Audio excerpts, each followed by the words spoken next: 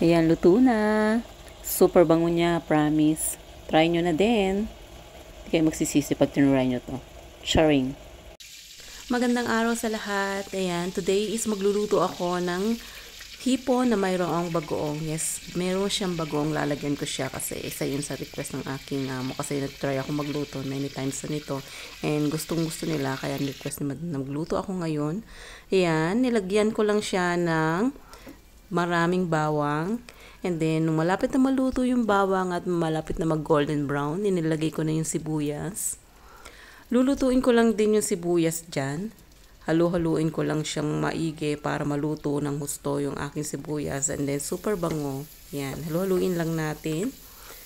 And then, after nyan, pag alam nyo na maluluto na yung sibuyas, ilalagay ko na dyan yung spring onion. Yung pinakatangkay niya, hindi pa yung dahon. Yun lang pinakatangkay ng spring onion. Alam mo yung stem, ay stem pala. Yung tangkay pala is yun mismo spring onion. Yung pinaka-stem. And then yan, lalagyan ko ng isang kutsarang bagoong. And then imimix ko lang sila together. Lutuin ko lang yung tangkay nung yung stem pala nung spring onion. And then after nyan, lalagyan ko siya ng konting-konti lang na tubig. Pag alam ko na luto na yung na-mix na ng gusto yung inilagay ko. And then, sili, of course, kasi mahilig sila sa spicy.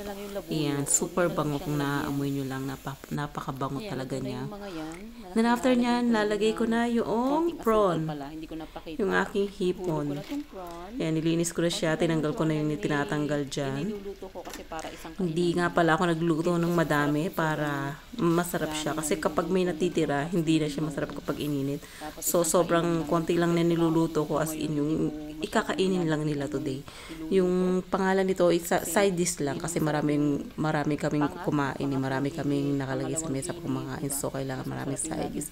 May main dish, may soup, ganyan. May iba pa, basta. Marami pang ibang nakaluto dyan. So, ito is isa lang sa side dish nila.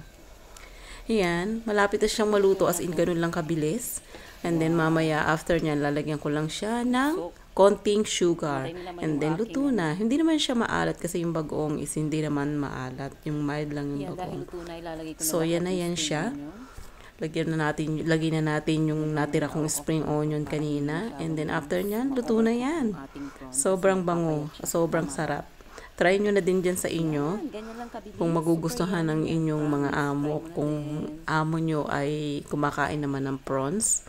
Kasi Asian yung amo ko.